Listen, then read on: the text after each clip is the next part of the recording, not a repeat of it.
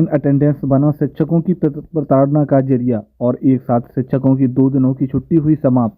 खबर देखने वाले आप तमाम दर्शक बंधुओं का एक बार फिर से AP91 चैनल पर स्वागत है आप सभी का। आज के इस वीडियो में मुख्य रूप से 2 प्रकार की बातें हैं जिस पर हम विस्तार पूर्वक चर्चा करेंगे। सबसे पहले इन दिनों बिहार के शिक्षक प्रताड़ना से जूझ रहे हैं और वह प्रताड़ना का जरिया है ऑनलाइन माध्यम से ई शिक्षा कोष ऐप के द्वारा अटेंडेंस बनाया जाना।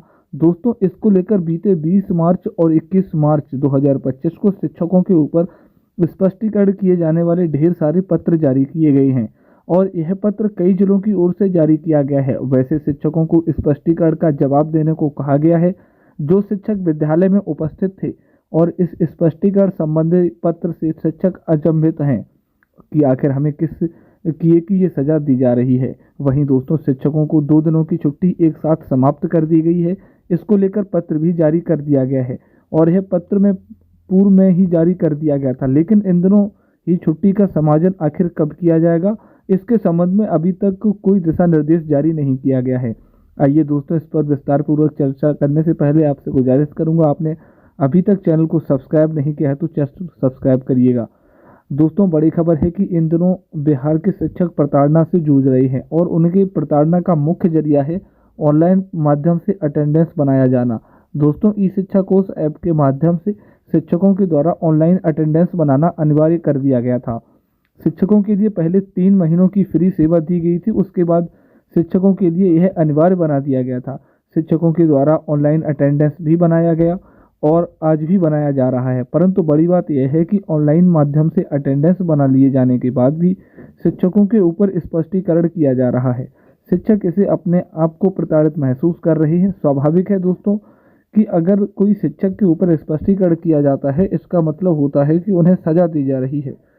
उनके द्वारा कुछ ऐसा कार्य किया गया है जिसके कारण उन्हें स्पष्ट करना पड़ रहा है, स्पष्ट जवाब देना पड़ रहा है। लेकिन शिक्षक कोई ऐसा कार्य नहीं किए ही नहीं है, उसके बाद भी उनसे स्पष्टीकरण का जवाब मांगा जा रहा है। दोस्तों, ऐसे 20 मार्च 2025 को 19 मार्च के आधार पर यानी 19 मार्च को बिहार के हजारों शिक्षक के द्वारा अटेंडेंस नहीं बनाया गया था। इससे संबंधित हजारों शिक्षकों के नाम स्पष्टीकरण में शामिल किया गया था।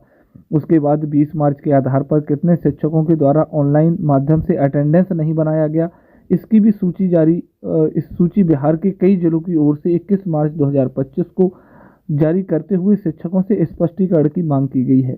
दोस्तों, सवाल उठता है कि शिक्षक ऑनलाइन माध्यम से अटेंडेंस बना लिए हैं, उसके बाद ही इन पर स्पष्टीकरण क्यों किया जाता है। दोस्तों, मैं बता दूं कि कोई भी शिक्षक अगर किसी कार्य में प्रतिनियुक्त हैं, उदाहरण के तौर पर अगर प्रशिक्षण में ही प्रतिनियुक्त हैं, तो वहां शिक्षक के द्वारा प्रशिक्षण में ही ऑनलाइन माध्यम से अटेंडेंस बनाया जाता है।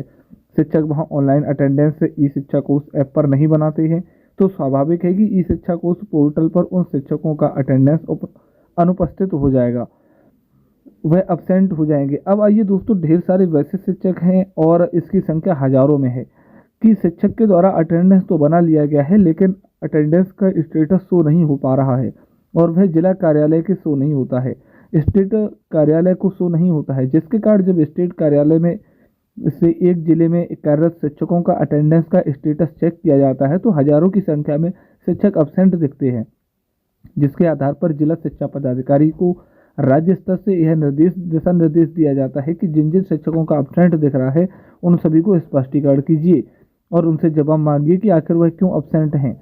लेकिन हकीकत यह होता है कि शिक्षक अटेंडेंस बना लिए होते हैं परंतु उनका स्टेटस शो नहीं हो रहा होता है। वहीं दोस्तों, कुछ ही घंटों के बाद जब स्पष्टीकरण कर दिया जाता है, स्पष्टीकरण सूची में शिक्षक का नाम शामिल कर लिया जाता है, उसके बाद उनका स्टेटस शो होना शुरू हो जाता है। तो यह बिल्कुल स्पष्ट हो गया है कि शिक्षक उपस्थित हैं और शिक्षक के द्वारा अटेंडेंस बनाया गया, लेकिन उनसे स्पष्टीकरण कर दिया गया। ऐसी भी बात नहीं है कि जिनका अटेंडेंस शो हो गया, जिनका रिव्यू हो गया, इससे संबंधित कोई पत्र जारी किया जाता हो कि उन्हें स्पष्टीकरण का जवाब देने की आवश्यकता नहीं है, उनके लिए कोई पत्र भी नहीं जारी किया जाता है। शिक्षक मजबूर हो जाते हैं कि वह वरिष्ठ अधिकारी का यह पत्र है और उनके आदेशों का पालन करना हमारा कर्तव्य बनता है, जिसके कारण सही राहों पर चलते हुए भी शिक्षक मजबूर होकर स्पष्टीकरण का जवाब देने के लिए व्याकुल रहते हैं, दर दर भटकते हैं कि आखिर मैं क्या जवाब दूं। कभी कभी तो ऐसा होता है दोस्तों कि शिक्षक के द्वारा अटेंडेंस बना लिया गया, उनका स्पष्टीकरण सूची में नाम भी आ गया, परंतु अभी तक उनका स्टेटस शो नहीं हो रहा है। आखिर शिक्षक दोषी नहीं है, शिक्षक सही राहों पर चल रहे हैं, लेकिन किसी आधार पर वो स्पष्टीकरण का जवाब देंगे। शिक्षक ढूंढ रहे होते हैं कि मेरा स्टेटस कब सामने दिख जाए, मेरा स्टेटस शो होना शुरू हो जाए, मुझे कोई सबूत मिल जाए कि मैं ऑनलाइन माध्यम से अटेंडेंस बनाया था। बस इसी बात को सोचकर वह व्याकुल रहते हैं और इधर उधर जानकारी प्राप्त करते हैं कि आखिर मैं स्पष्टीकरण का जवाब दूं तो उसका आधार क्या बनाऊं, क्योंकि मैं दोषी हूं। वहीं दोस्तों, वैसे शिक्षक का नाम भी स्पष्टीकरण सूची में शामिल कर लिया जाता है जो शिक्षक रिटायर हो चुके हैं। स्वाभाविक है कि ई शिक्षक उस पोर्टल से उनका नाम हटाया ही नहीं गया। जब वह रिटायर हो गए तो उनका नाम हटा लेना चाहिए, परंतु हटाया नहीं गया तो वह अब्सेंट दिखेंगे ही, उनका नाम भी सूची में शामिल कर लिया जाता है। उसके बाद भी शिक्षक मृत हो गए हैं, उनका नाम नहीं हटाया जाता है, स्वाभाविक है वह अब्सेंट हो जाएंगे। तो आखिर शिक्षा विभाग का यह कृत्य सामने उभर कर आ रहा है। इससे शिक्षा विभाग की प्रतिष्ठा नहीं बन रही है। चारों तरफ सोशल मीडिया से लेकर प्रिंट मीडिया में यह खबर चल रही है कि मृत शिक्षकों से भी स्पष्टीकरण किया जा रहा है, सेवानिवृत्त शिक्षक से भी स्पष्टीकरण किया जा रहा है। उसके बाद जो शिक्षक अटेंडेंस बना लिए हैं उनका शो भी नहीं कर रहा है, उनसे भी स्पष्टीकरण किया जा रहा है। ऐसे में शिक्षा विभाग के ऊपर सवाल उठाया जाना लाजमी बन जाता है। कोई भी सवाल उठा देगा कि शिक्षा विभाग की निगाहें आखिर कहाँ रहती हैं। जब शिक्षा विभाग की ओर से ऑनलाइन माध्यम से अटेंडेंस बनाने का प्रावधान किया गया तो आखिर उनके पास वो सिस्टम नहीं है क्या जो सही के सही जांच कर सके, जो सटीक सूची तैयार कर सके। सीधे रूप में जो अब्सेंट है उनसे स्पष्टीकरण कर दिया जाता है। यह बिल्कुल ही प्रताड़ना का एक जरिया बनकर रह गया है। ऑनलाइन माध्यम से अटेंडेंस बनाया जाना, दोस्तों हजारों शिक्षक कतार में खड़े हैं अपना स्पष्टीकरण का जवाब लेकर, और कुछ हो चाहे नहीं हो, लेकिन जिला कार्यालय का चक्कर लगाना पड़ रहा है, उन्हें स्पष्टीकरण का जवाब देना पड़ रहा है। ऐसा क्यों? इस पर शिक्षा विभाग को विचार करना चाहिए कि वास्तविक रूप में जिन शिक्षकों के द्वारा अब्सेंट हुआ गया हो, जो शिक्षक उपस्थित नहीं हुए हों, जिनके द्वारा ऑनलाइन माध्यम से अटेंडेंस वास्तविक रूप में नहीं बनाया गया है, स्पष्टीकरण उन्हीं शिक्षकों से किया जाए, ना कि इस सूची में अन्य निर्दोष शिक्षक का भी नाम शामिल कर दिया जाए। वहीं दोस्तों, शिक्षा विभाग में एक बड़ी खबर आई है कि एक साथ दो छुट्टियों शिक्षकों की समाप्त कर दी गई हैं, और वह छुट्टी है 22 मार्च और 23 मार्च की। तो 22 मार्च को बिहार दिवस के अवसर पर शिक्षा विभाग द्वारा जारी किए गए गजट में छुट्टी प्रदान किया गया था, और 23 मार्च को हिंदी माध्यम विद्यालयों में रविवार अवकाश है।